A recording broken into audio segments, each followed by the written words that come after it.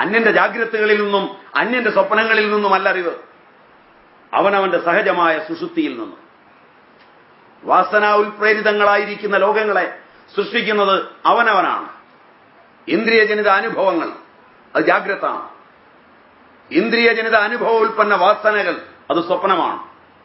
ഇന്ദ്രിയജനിത വാസന ഉദ്ബുദ്ധ സൂക്ഷ്മ ശരീരത്തിന്റെ താതാത്മ്യത്തിൽ വെച്ചാണ് സ്വപ്നമുണ്ടാകുന്നത്.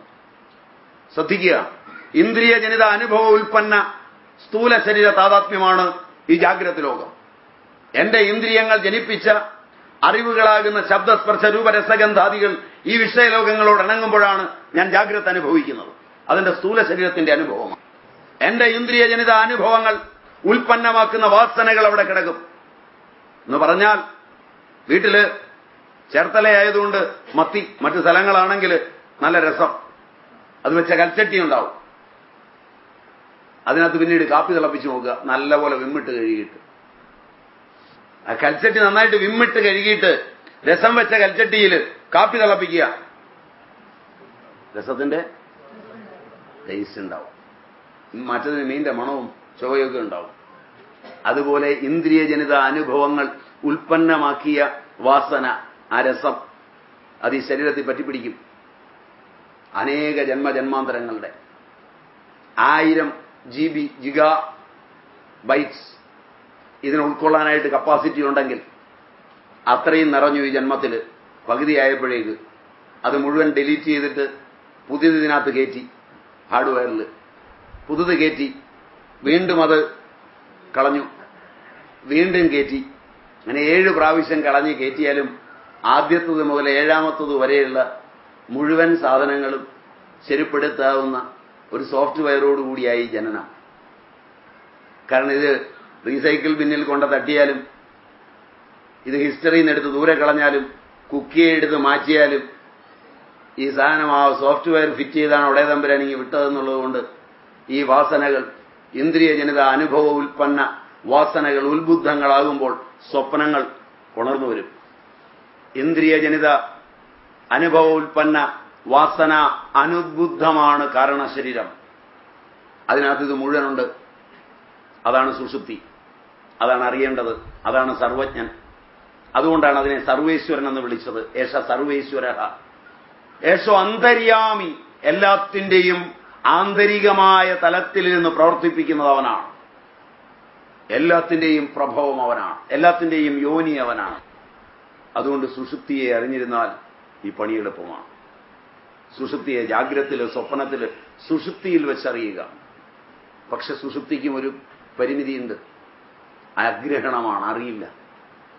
അറിവ് മാത്രമായി തീരണം. അതിന് വാസന അറ്റുപോകണം. വാസന അറ്റുപോകുമ്പോൾ ദൃക്ക് മാത്രമാകും, അറിവ് മാത്രം. ദൃഗ്ദൃശ്യഭേദങ്ങൾ പോകും. പിരിയുന്നിത് ദൃക്കു ദൃശ്യമെന്നിരുപങ്കാർന്ന അഖില പ്രപഞ്ചവും. അറിയുന്നത് ദൃക്ക്, അതേതിനെ അറിയുന്നു, ആയത് ദൃശ്യരൂപമാം. വിദ്യാനന്ദ തീർത്ഥപാദർ. ജാഗ്രതത്തിലുള്ള ഈ ഭുവനം അഴിച്ചു നോക്കണം. ഭുവനത്തെ അഴിച്ചു നോക്കിയാൽ അവശേഷിക്കും അണുക്കളായി ക്രമാൽ. ഭുവനത്തെ അഴിച്ചു നോക്കിയാൽ അവശേഷിക്കും അണുക്കളായി ക്രമാൽ. അവയും പുനരുറ്റു നോക്കിയാൽ അവഭാസിക്കും അഖണ്ഡബോധമായി. വിശ്വം ദർപ്പണ ദൃശ്യമാന നഗരി തുല്യം നിജാന്തർഗതം. അതിന്റെ വിസ്താരം എത്രയുണ്ട്? ചിന്മാത്ര വിസ്താരിതം. അറിവെനിക്ക് എത്രയുണ്ടോ അത്രയും വിസ്താരമായ എന്റെ പ്രപഞ്ചത്തിനുള്ളത്. അതുകൊണ്ട് ഇത് രണ്ടായി പിരിയും. ഒന്നെന്റെ കാഴ്ചയാകുന്ന ദൃശ്യം, 2 കാണുന്നവനായ ഞാൻ. കാഴ്ചയെ അറിഞ്ഞാൽ തീരില്ല, അത് മാറിക്കൊണ്ടിരിക്കും. അറിയാൻ ശ്രമിക്കും തോറും അത് ഓടിപ്പോവും. അപഗ്രഥിക്കും തോറും അന്യമാവും. അറിയും തോറും വേറിട്ടാവും. കാരണം അതിന് സ്ഥായീ ഭാവമില്ല. ഒരിക്കലത് ചെറുതാകും, ഒരിക്കലത് വലുതാകും. ഒരിക്കലത് തരംഗമാകും, വേറൊരിക്കലത് കോർപ്പസിൽസ് ആവും. അതുകൊണ്ട് കുറെ കാലം പഠിക്കും കോർപ്പസ്കുലർ തിയറി. കുറെ കാലത്തേക്ക് ഇത് കോർപ്പസ്കുലർ തിയറി എന്ന് പറഞ്ഞ് പഠിക്കും. പ്രകാശത്തിന്റെ യാത്ര. കുറച്ച് കഴിയുമ്പോൾ ഉയർന്ന പാഠത്തിലെത്തുമ്പോൾ ആദ്യം പഠിച്ചത് നിഷേധിച്ചിട്ട് പിന്നെ പഠിക്കണം വേവ് തിയറി എന്ന് പറഞ്ഞ് പഠിക്കണം. അതും പരീക്ഷ എഴുതണം, ഇതും പരീക്ഷ എഴുതണം. എന്തൊരു കഷ്ടപ്പാടാന്ന് ആലോചിച്ചു. ഇത് കഴിഞ്ഞാൽ രണ്ടും കെട്ടൊരു പ്രകൃതമുണ്ട്. ഇതും അതും ശരിയാണെന്ന് പിന്നെ പറയാം. കോർപ്പസ്കുലർ തിയറി തെറ്റായാൽ രാമന്റെ നോബൽ സമ്മാനം നമ്മൾ തിരിച്ചു കൊടുക്കണം. മോളിക്യൂളർ സ്കാറ്ററിംഗ് ഓഫ് ലൈറ്റ്, ലൈറ്റിന്റെ സ്കാറ്ററിംഗ് പ്രകൃതം അത് കോർപ്പസിൽസ് ആയതുകൊണ്ടാണ്. വേവ് തിയറി ആണെങ്കിൽ പറ്റില്ല. അപ്പം നമുക്കിത് രണ്ടും പിള്ളേരെ പഠിപ്പിക്കാതിരിക്കാൻ പറ്റില്ല. നമുക്ക് ആകെ കിട്ടിയ ചില്ലുവാനും നോബൽ സമ്മാനങ്ങളിൽ ഒന്നാണത്. ശരിയാണോ എന്നൊക്കെ ആലോചിച്ചു പോകും. അപ്പൊ ഇതിന്റെ ചരിത്രമൊക്കെ നമ്മുടെ പിള്ളേർ പഠിക്കണം. അപ്പൊ ദൃശ്യത്തെ പഠിക്കാൻ പോയി കഴിഞ്ഞാൽ ഇത് തീരില്ല. എല്ലാ ദൃശ്യവും ദൃക്കിൽ അവസാനിക്കും. അതറിഞ്ഞാൽ ദൃശ്യങ്ങൾ അറിയാൻ എളുപ്പമാണ്. കാരണത്തെ അറിഞ്ഞാൽ കാര്യം എളുപ്പമാണ് അറിയാൻ. മണ്ണിനെ പഠിച്ചവന് ഘടം പഠിക്കാൻ എളുപ്പമാണ്. സ്വർണത്തെ പഠിച്ചവന് കവചകുണ്ടലങ്ങളെ പഠിക്കാൻ എളുപ്പമാണ്. സ്വർണത്തെ പഠിച്ചതുകൊണ്ട് തട്ടാന് ഭ്രമമില്ല. കുണ്ടലത്തെ പഠിച്ചതുകൊണ്ട് നിങ്ങൾ ഭ്രമികളാണ്. ഇവരൊക്കെ കഴുത്തേല് മാല, വള ഒക്കെ ഇട്ടിട്ടുണ്ട്. മനസ്സിലായില്ല? ഇതിന്റെ ഒന്നും വില തട്ടാനെടുക്കലേക്ക് അങ്ങോട്ട് കൊണ്ടിരുന്നാൽ കിട്ടുകയില്ല. അവൻ അതിൽ നിന്ന് ഇതിന്റെ വിലയെല്ലാം കുറയ്ക്കും. പണിക്കൂലി കുറയ്ക്കും, പണിക്കുറവ് കുറയ്ക്കും, അതായത് ഉരുക്കുമ്പോൾ വരുന്ന കുറവ്. ഇതെല്ലാം കുറച്ചിട്ടൊരു വിലയെ തരുള്ളൂ. വീണ്ടും അതേ ആളിൽ നിന്ന് അപ്പുറത്തുനിന്ന് അതങ്ങോട്ട് കൊടുത്ത് വേറൊരെണ്ണം എടുക്കുമ്പോൾ പണിക്കൂലി കൂട്ടും, പണിക്കുറവിന് കാശ് എടുക്കും. ഞങ്ങളുടെ ഒരു സ്വാമി വലിയ ഭക്തനായിരുന്നു. അദ്ദേഹം ഒരു 15 പവന്റെ ഗണപതി, ഒരു 30 പവന്റെ എലിയുടെ പുറത്തായിരുന്നത്. ഗണപതിയുടെ വാഹനം എലിയാണെന്നറിയോ? 30 പവൻ എലി, 15 പവൻ ഗണപതി. പൂജ എങ്ങനെ കൊണ്ടുപിടിച്ച് നടത്തുമ്പോഴാണ് മകളുടെ കല്യാണത്തിന് കാശില്ലാതായി. അവൻ ഭഗവാനോട് പ്രാർത്ഥിച്ചിട്ട് പറഞ്ഞു, ഭഗവാനെ തൽക്കാലം ഇതേ വഴിയുള്ളൂ, ഞാൻ കൊണ്ടുപോവാണ്. രണ്ടും എടുത്തോണ്ട് പോയി. അവിടെ ചെന്ന് തട്ടാനെടുക്കെ ചെന്ന് ഗണപതിയെ കൊടുത്തു. എത്രയാ പവൻ? 15 പവൻ. 15 പവന്റെ വില, അതിന്റെ ഷേപ്പിന്റെ ഇതെല്ലാം കുറച്ച് അത് ഉരുക്കിയെടുക്കുന്ന സ്വർണത്തിന്റെ വില കണക്കാക്കി 15 പവന്റെ വില ഇട്ടു. എലിയെ അങ്ങോട്ട് വെച്ചാൽ 30 പവന്റെ വില ഇട്ടു. എലിക്ക് വില കൂടുതൽ. പറഞ്ഞു, ഇതെന്റെ സ്വാമിയാണ്, മറ്റത് അദ്ദേഹത്തിന്റെ വാഹനമാണ്, വില കൂടുതൽ ഇതിനല്ലേ കിട്ടുന്നത്. സാബ് പറഞ്ഞു, അതിന് കുഴപ്പമില്ല, മറ്റേന്റെ വിലയങ്ങ് കുറച്ചേക്കാം ഇതിന്റെ താഴോട്ടെന്ന്. കാരണം നിങ്ങൾക്കിത് സ്വാമിയാണ്, എനിക്കിത് സ്വാമിയൊന്നുമല്ല, ഇത് വെറും സ്വർണം. കാഴ്ച മനസ്സിലായോന്നറിയില്ല. അപ്പൊ കാരണമായ സ്വർണത്തെ അറിഞ്ഞവന് ഭ്രമമില്ല. കാര്യമായിരിക്കുന്ന മാലയും വളയും കുണ്ടലവും അറിഞ്ഞവൾ ഭ്രമിക്കും, കാശു പോകും. അപ്പോൾ ചെറുപ്പത്തിലെ കാര്യം പഠിച്ചിട്ടുണ്ടെങ്കിൽ കാരണത്തിൽ ഭ്രമിക്കില്ല, വസ്ത്രത്തിൽ ഭ്രമിക്കില്ല. കാരണം അത് നൂല, വസ്ത്രം തന്നെ ഇല്ല. അതുകൊണ്ട് പണ്ടുള്ളവരിത് ഉടുത്തത് നഗ്നത മറയ്ക്കാനാണ്, നിങ്ങൾ ഉടുക്കുന്നത് അത് അലങ്കരിക്കാനും. ഇതിന് കാരണം അതിന്റെ ഉപഭോഗം നിങ്ങൾക്കറിയില്ല. ഇതതിന്റെ വ്യത്യാസം. അപ്പൊ കാര്യത്തിൽ കാരണമിരിക്കുന്നു എന്നറിഞ്ഞിട്ട് കാര്യത്തെ പഠിക്കുക. കാരണം ബോധമാണ്, കാര്യമാണ് ജഗത്ത്. കാര്യകാരണങ്ങളുടെ ഈ മാറ്റം മറിച്ചിലുകൾ അറിയുമ്പോൾ ബോധം മാത്രമാകും. സമസ്തവും ബോധത്തിൽ അസ്തമിക്കും. ഏകകാരണമായ ബോധത്തിൽ ഈ വിശ്വം എപ്പോൾ വിലയം പ്രാപിക്കുന്നു അപ്പോൾ അവൻ തുര്യത്തെ എറിയുന്നു. അവിടെ അതിന്നതാണെന്ന് പറയാനാവില്ല.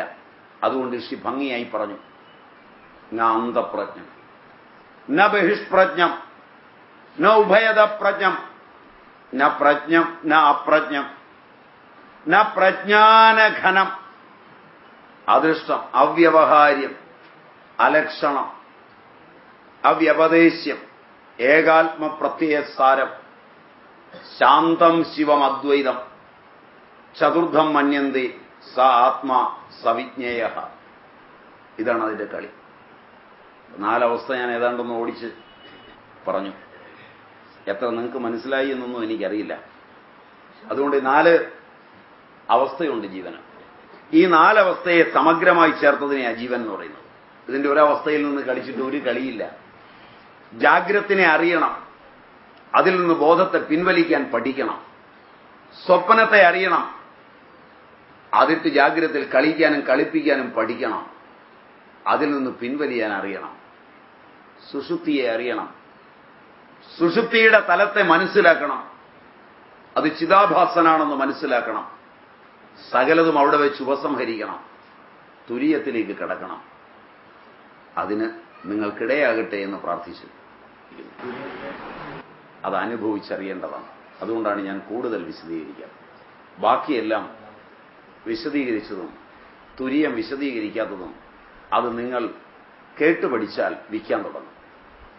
മറ്റതൊന്നും നിങ്ങൾക്ക് വിൽക്കാൻ പറ്റില്ല. കാരണം മറ്റുള്ളവർക്ക് അനുഭവമുള്ളതാണ്. അതുകൊണ്ട് തുരീയം എന്ന് പറയുന്നത് ആധ്യാത്മിക ലോകത്തെ ഏറ്റവും വലിയ കച്ചവട വസ്തുവാണ്. അതിന് ലൈസൻസ് കൊടുക്കരുതെന്നാണ് ഞങ്ങളുടെ പക്ഷം. അത് സ്വയം അനുഭവിക്കേണ്ടതാണ്. ഇപ്പോഴത്തെ ഏറ്റവും വലിയ പ്രശ്നം, ഇതൊക്കെ മാർക്കറ്റിൽ ഇഷ്ടം പോലെ കിട്ടും, വെബ്സൈറ്റുകളിൽ വരെ. ചിലപ്പോൾ ഭ്രാന്തന്മാരെയും സൃഷ്ടിക്കും. അതുകൊണ്ട് അതിനിടയാവരുത്. മനുഷ്യനായി ഇവിടെ ജീവിക്കുക. ജാഗ്രത തൃപ്തിയായി കഴിഞ്ഞിട്ട് മതി സ്വപ്നത്തിലേക്ക് കയറിപ്പറ്റ. ഇല്ലെങ്കിൽ കുടുംബ വ്യവസ്ഥകൾ താറുമാറും. ആധ്യാത്മികതയുടെയും രാജനൈതികത്തിന്റെയും ഒക്കെ അതിപ്രസരം ആധ്യാത്മികതയുണ്ടാക്കാവുന്ന ഇന്ത്യൻ കുടുംബ വ്യവസ്ഥയെ താറുമാറാക്കി കഴിഞ്ഞിട്ടു. പിതാവ്, മാതാവ്, ഭാര്യ, ഭർത്താവ്, മക്കൾ തുടങ്ങിയ പാരസ്പര്യങ്ങൾ അറ്റുപോവുകയും മകനോടൊരു കാര്യം പറയാൻ താൻ പറഞ്ഞാൽ കേൾക്കുകയില്ലാത്ത മകനെ കേൾപ്പിക്കുവാൻ പുറത്തുനിന്ന് ആളുകൾ വരേണ്ടതുമായ കുടുംബങ്ങൾ ഉണ്ടായിക്കഴിഞ്ഞിരിക്കും. സാറേ സാറ് പറഞ്ഞാൽ അവൻ കേൾക്കും. എന്റെ മകനാണെന്ന് പറഞ്ഞിട്ട് കാര്യമൊന്നുമില്ല. സ്വാമിജി, എനിക്കൊരു മകനുണ്ട്, ഒന്ന് ഉപദേശിക്കണം. സ്വാമിജി ഉപദേശിച്ചാൽ കേൾക്കും. അതൊരു രാഷ്ട്രത്തിന്റെ ചേതന അറ്റുപോകുന്ന മുഹൂർത്തമാണ്. പാരമ്പര്യ ജനിതകത്തിന് പരിണാമം വരുമ്പോൾ സംഭവിക്കുന്നതാണ്. വർണ്ണസങ്കരത്തിന് കാരണമാണ്. വൃത്തിക്ഷയങ്ങൾ ഒരുമിച്ചിരിക്കുന്നത് കൊണ്ടാണ്. അതുകൊണ്ട് പഠിക്കാവുന്നിടം വരെ മാത്രമേ ഇപ്പോൾ പഠിക്കാം. പഠിച്ചു കഴിഞ്ഞ് അത്രയും പഠിച്ചത് വെച്ച് മുന്നോട്ട് പോവുക. സ്വയം കണ്ടെത്തുക, അനുഭവിക്കുക. അതിന് ശ്രമിക്കുമ്പോൾ, അതിന്റെ സാധനയിലൂടെ പോകുമ്പോൾ സംശയം തോന്നിയാൽ അറിയാവുന്നവരെ കാണുക. ഉത്തിഷ്ഠത, ജാഗ്രത, പ്രാപ്യവരാൻ നിബോധത. പ്രാതസ്മരണീയനും ബഹുമാന്യനുമായ സ്വാമിജിയോട് അല്പം വിയോജിച്ചുകൊണ്ട് എഴുന്നേൽക്കുക. ഉത്തിഷ്ഠത, ജാഗ്രത, ഉണരുക. പ്രാപ്യവരാൻ നിബോധത, വരാൻ പ്രാപ്യ നിബോധത. തന്റെ മുമ്പേ സഞ്ചരിച്ച പാരമ്പര്യമുള്ളവന്റെ പിന്നാലെ സഞ്ചരിച്ച് നേടുക. സ്വാമിജിയുടെ ഇംഗ്ലീഷ് ഇങ്ങനെ ആയിരുന്നില്ല.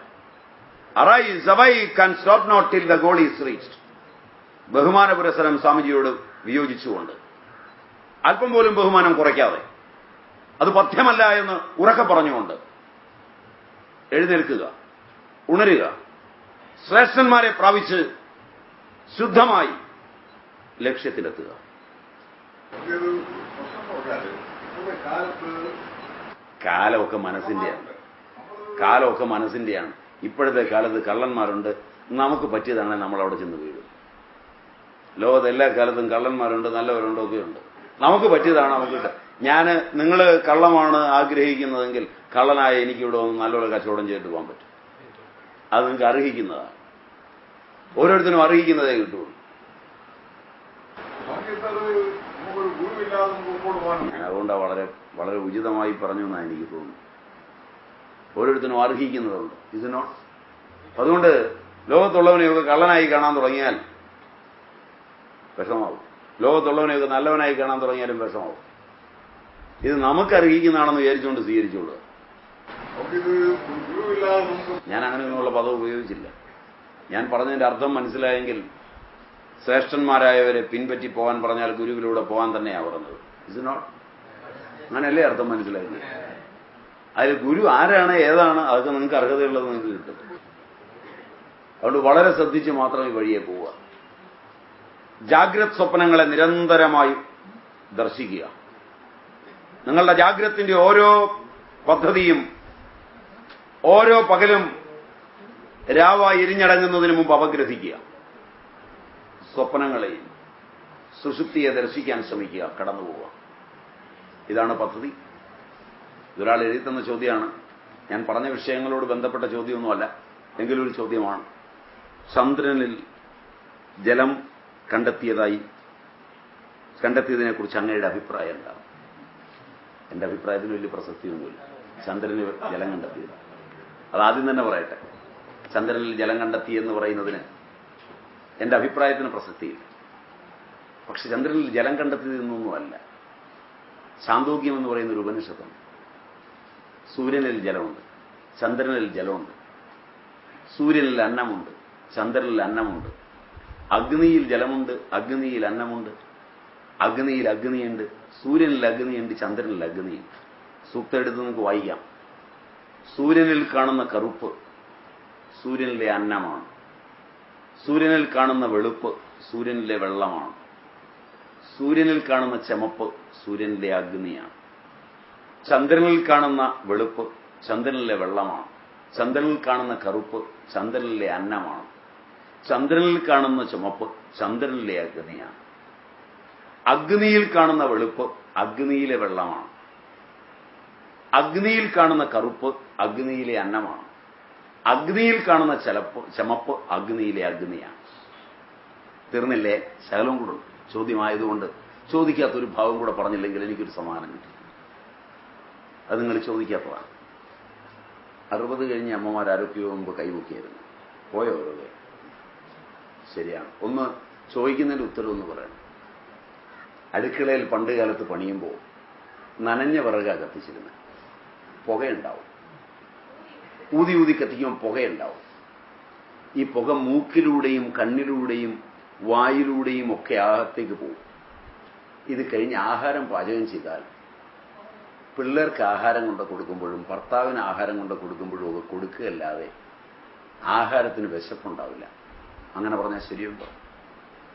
പഴയ ആളുകൾ വെച്ച് വിളമ്പി കഴിയുമ്പോൾ അവർക്ക് ആഹാരത്തിന് വിശപ്പില്ല. മണമടിക്കുന്നതുകൊണ്ടെന്നാണ് നിങ്ങൾ പറയാൻ. ഞാനത് വേറൊരു രൂപത്തിൽ മാറ്റി പുകയടിക്കുന്നത് കൊണ്ട് വിശപ്പില്ല. വിശപ്പില്ല എന്നുള്ള കാര്യം കോമണായി സമ്മതിക്കുന്നു. പാചകക്കാർക്ക് വിശപ്പില്ല. ആ വിശപ്പ് കുറവ് ഗ്യാസ് അടുപ്പുകൾ വന്നപ്പോൾ വിശപ്പുണ്ടായി.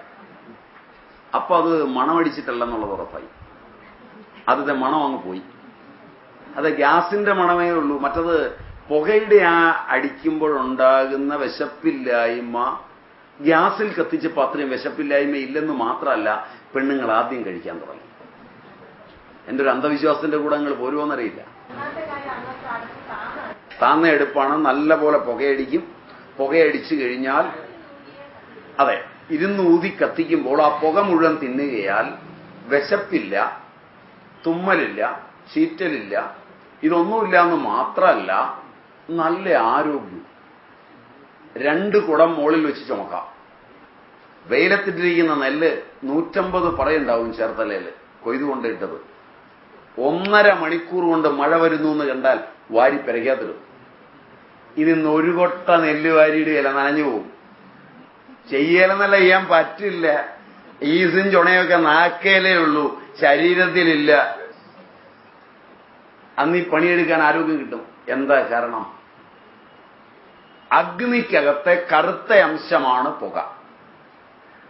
ആ കറുത്ത അംശം അന്നമായതുകൊണ്ട് അത് ഊതിയ സ്ത്രീ അന്നം കഴിച്ചു കഴിഞ്ഞു.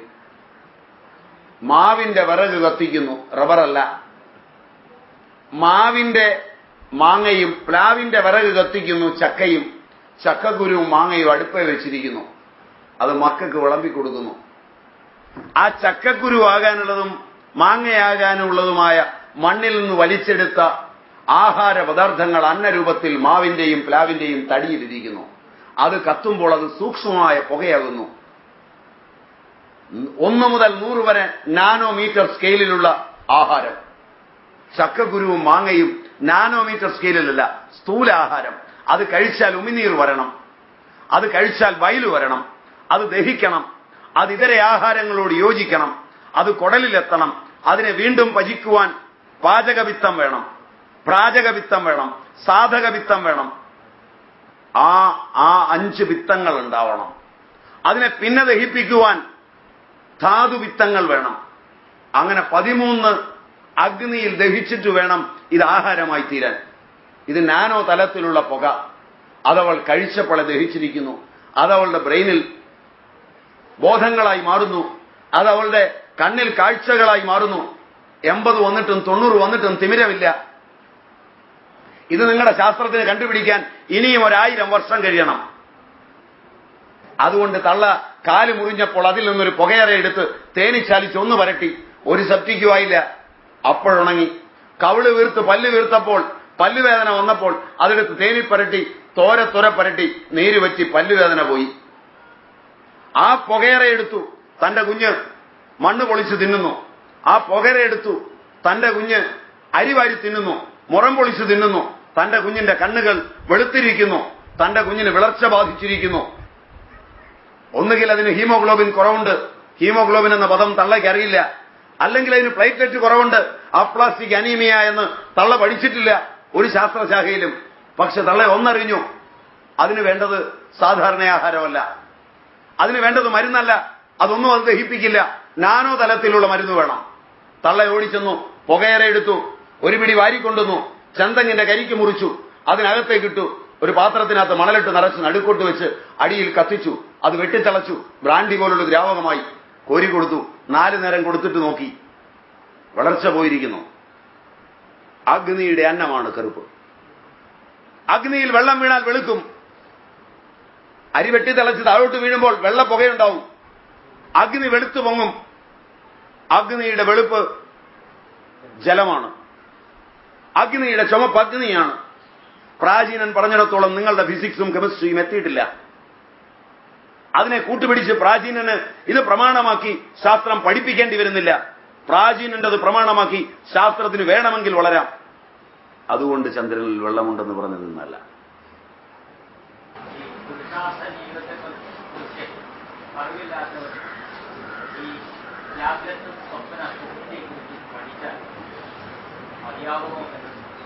പഠിച്ചാൽ നല്ലതാണ്, കുറച്ചൊക്കെ പ്രയോജനം ചെയ്യും. പുരുഷാർത്ഥം അറിഞ്ഞ് പഠിക്കുകയാണെങ്കിൽ കൂടുതൽ നന്നായിരിക്കും. തീർച്ചയായും പുരുഷാർത്ഥത്തെക്കുറിച്ച് അറിയേണ്ടതാണ്. പുരുഷാർത്ഥങ്ങളാണ് ധർമ്മം, അർത്ഥം, കാമം, മോക്ഷം. അവ 2 തരത്തിൽ വ്യാഖ്യാനിക്കപ്പെടും. ഒന്ന്, ധർമ്മം ഒരു വസ്തുവിനെ ധരിക്കുന്നതാണ്. പ്രകർഷേണയുള്ള അർത്ഥനയാണ് പ്രാർത്ഥന എന്ന് പറഞ്ഞാൽ നല്ലതുപോലെ അർത്ഥിക്കുന്നത് പ്രാർത്ഥനയാണ്. എന്ന് പറഞ്ഞാൽ ഏതൊരുത്തനാണോ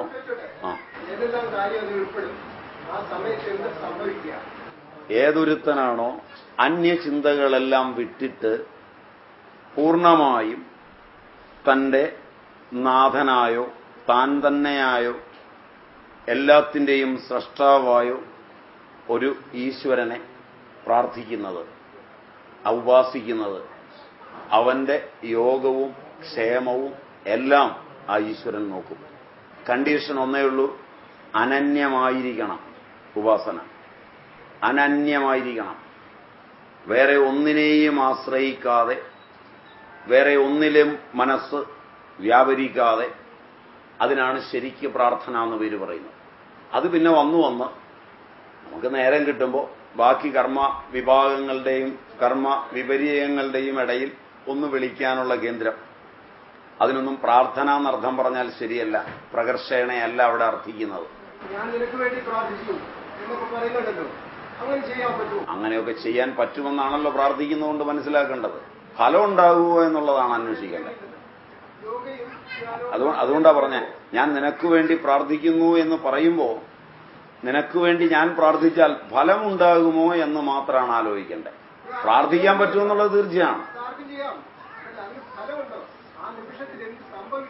അതെ, അതുകൊണ്ടാ പറഞ്ഞ അതിന് ഫലമുണ്ടാകുമോ എന്ന് ചിന്തിക്കേണ്ടതാണ്. പിന്നെ പ്രാർത്ഥിക്കുന്നയാൾ അന്യന് വേണ്ടി പ്രാർത്ഥിക്കുമ്പോൾ ഹൃദയം പങ്കുവഹിക്കുന്നത് എങ്ങനെയാണെന്നും ആലോചിക്കേണ്ടതാണ്. കാരണം വ്യഥയാണ് പ്രാർത്ഥനയ്ക്ക് അടിസ്ഥാനമെങ്കിൽ വ്യഥ പ്രൊഫഷണലായി ഉണ്ടാകുമോ എന്ന് ആലോചിക്കേണ്ടതാണ്. അതൊക്കെ നിങ്ങൾ ആലോചിച്ച് കണ്ടുപിടിക്കേണ്ടതാണ്, എന്നെ കൊണ്ട് പറയിപ്പിക്കരുത്. ധ്യാനവും യോഗയും ഒക്കെ അവനവന് വേണ്ടി ചെയ്യുന്നതാണ്. പ്രാർത്ഥനയും അവനവന് വേണ്ടി ചെയ്യുന്നതാണ്. ചെയ്താൽ ഫലം ഉണ്ടാവും. കാരണം ലോകത്തൊരാൾ അയാളുടെ ശാന്തിക്ക് പ്രാർത്ഥിക്കുന്നുവെങ്കിൽ അയാളുടെ ചുറ്റുപാടുകൾ തന്നെ ശാന്തമാകും. അത് പിന്നെ മറ്റൊരാളിന് വേണ്ടി പ്രാർത്ഥിക്കണമെന്നില്ല.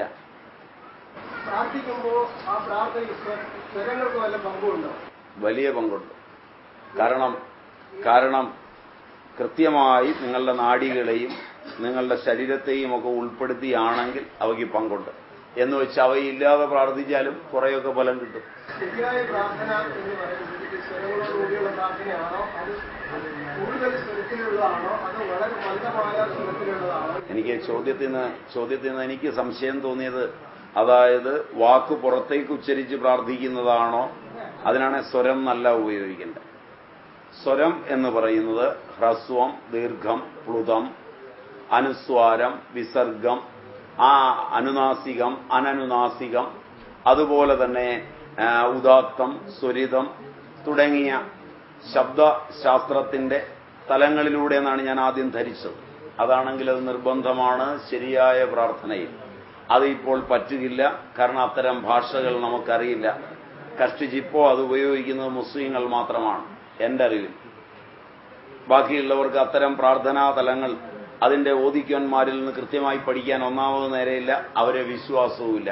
അവർ കള്ളന്മാരാണെന്ന് ചരിത്രം രേഖപ്പെടുത്തുകയും ചെയ്തു.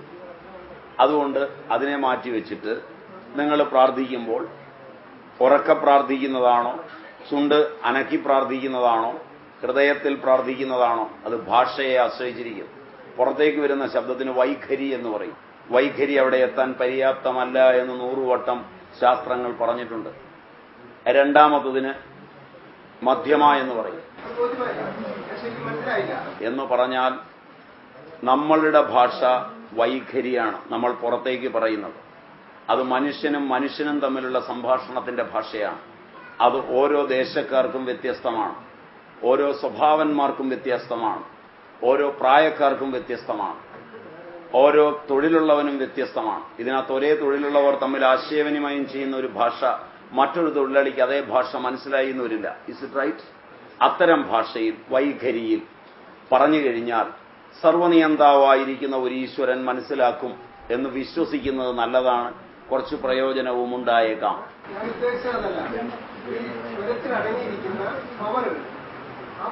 അതുകൊണ്ട് തന്നെയാണ് പറഞ്ഞ സ്വരത്തിലെ പവർ ഉണ്ടാകണമെങ്കിൽ സാർവലൗകികമായ ഹൃദയത്തിന്റെ ഒരു ഭാഷ വേണ്ടിവരും, വൈഖരി പോരാ എന്ന് തന്നെയാണ് പറഞ്ഞത്. മറിച്ച് ഹൃദയത്തിൻ്റെതാണെങ്കിൽ അതിന്റെ ഏറ്റവും നിശബ്ദതയിൽ പരാ എന്ന് പറയും. അത് യോഗികൾക്കും അപ്പുറം ചെല്ലുന്നവരുടെ, തന്ത്രയോഗികൾക്കപ്പുറമുള്ളവരുടെ ഭാഷയാണ്. അതിന് സാധനകളൊക്കെ ഒട്ടു വളരെ വേണം. രണ്ടാമത് പശ്യന്തിയാണ്, അത് യോഗികൾക്കേ മനസ്സിലാവൂ. മൂന്നാമത് മധ്യമയാണ്, അത് ഇതൊക്കെ പഠിച്ചവർക്കേ ആവുള്ളൂ. നമ്മുടെ കയ്യിൽ ഇപ്പോൾ വൈഖരി മാത്രമേ ഉള്ളൂ. അതിൽ പ്രാർത്ഥിച്ച് ശീലിക്കുക. പക്ഷേ അത് മറ്റതിന്റെ ഫലം കിട്ടുമെന്ന് വ്യാമോഹിക്കാതിരിക്കുക.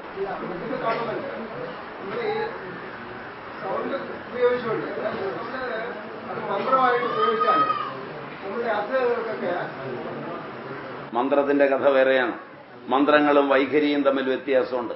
മന്ത്രങ്ങൾക്ക് കൃത്യമായ ആവൃത്തിയുണ്ട്. അതുകൊണ്ട് അതിന് കൃത്യമായ രൂപമുണ്ട്. അത് വേറെയാണ്. അതിനെക്കുറിച്ച് വേറെയാണ് പഠിക്കേണ്ടത്. ഇതെല്ലാം കൂടെ കലർത്തിയാകെ നിങ്ങൾ സംഘർഷത്തിൽ പെടരുത്. മന്ത്രങ്ങളെ സംബന്ധിച്ചിടത്തോളം അതിന് അതിൻ്റെതായ ശക്തിയുണ്ട്. പക്ഷേ മന്ത്രം ഉരുവിട്ട് സാധന ചെയ്ത് അത് ഹൃദയത്തിന്റെ ഭാഷയാക്കി മാറ്റിയവൻ ഉച്ചരിക്കുമ്പോൾ, അല്ലാതെ ആരെങ്കിലും കയറി ഉച്ചരിച്ചാൽ അത് മന്ത്രാവില്ല. അതിന്റെ ഉപദേശങ്ങൾ, അതിന്റെ ആദേശങ്ങൾ, അതിന്റെ ദേവത, അതിന്റെ ഋഷി, അതിന്റെ ഛന്ദസ്, അതിന്റെ അംഗന്യാസം, അതിന്റെ കരന്യാസം, ഇതെല്ലാം അതിനകത്ത് പ്രശ്നമാണ്. അല്ലാതെ ആർക്കെങ്കിലും രസം തോന്നി സംസ്കൃതത്തിലാണെന്ന് തോന്നിയിട്ട് ഉടനെ തന്നെ ഓം നിർമ്മലാനന്ദായ പരബ്രഹ്മണേ നയ നമ. ആരാണ് ഈ മന്ത്രം കണ്ടുപിടിച്ചത്? ആരാണിതിന്റെ ഋഷി? എന്താണ് അതിന്റെ ദേവത? എന്താണ് അതിന്റെ ധ്യാന ശ്ലോകം? അങ്ങനെ കണ്ടുപിടിക്കുന്നതല്ല. ഇപ്പൊ ഞങ്ങളുടെയൊക്കെ ഇടയിൽ ഇത്തരം ഒരുപാട് മന്ത്രമുണ്ട്. അതൊക്കെ ജപിച്ചാൽ ഫലം കിട്ടുമോ എന്നാണെങ്കിൽ ഞാൻ ഉത്തരം പറയാതിരിക്കുന്നതാണ് നിങ്ങൾക്ക് സുഖം. അത് കാണും. ആ അനുഭവങ്ങളെ ചോദ്യം ചെയ്യുന്നത് അനുഭവം ഇങ്ങനെ ഉറക്കെ പറയേണ്ടതല്ല. അനുഭവം അവനവന് പ്രയോജനപ്പെടട്ടെ. അത് കാരണം എന്താ വെച്ചാൽ അനുഭവം ഉണ്ടായിക്കഴിഞ്ഞ് സംശയം ചോദിക്കരുത്. അനുഭവം ഒരാൾക്കുണ്ടായിക്കഴിഞ്ഞ് സംശയം ചോദിച്ചാൽ സംശയം ചോദിക്കുന്നയാൾ ഉത്തരം പറയുന്നതിൽ നിന്ന് ശങ്ക ഉണ്ടാകാൻ ഇടയാകരുത്. അനുഭവം നല്ലതാണ്. അനുഭവമുള്ളവർ ഒരനുഭവവും സംശയമായി ചോദിക്കരുത്. എനിക്ക് അനുഭവം ഉണ്ടെന്ന് പറയണം. നിങ്ങളും കൂടെ ഈ അനുഭവം കിട്ടണം, ഇതിന് വരണം എന്ന് പറയണം. നല്ലതാണ്. അത് ശരിയായ വഴിയാണ്. മറ്റത് അനുഭവമുള്ള ഒരാൾ അനുഭവിച്ചു കഴിഞ്ഞിട്ട് സംശയം ചോദിച്ചാൽ ഇറ്റ് ഈസ് റോങ്. അതെ, അത് ദോഷവശമില്ല. കാരണം എന്താ വെച്ചാൽ അനുഭവം ഉണ്ടല്ലോ. ഞാൻ പഞ്ചസാര കഴിച്ചു, മധുരമാണെന്ന് അറിഞ്ഞു. പഞ്ചസാരയ്ക്ക് മധുരമാണോ എന്ന് ഇനി വേറൊരുത്തിനോട് ചോദിച്ചറിയണം. അവൻ പറയാ ഞാൻ പഞ്ചസാര കഴിച്ചിട്ട് കയ്പാണ് എന്ന് പറഞ്ഞു കഴിഞ്ഞാൽ നമ്മൾ ശങ്കയില്ലേ? ഒരിക്കലും സംശയിക്കണ്ട. കിട്ടിയ അനുഭവങ്ങളൊന്നും സംശയിക്കരുത്.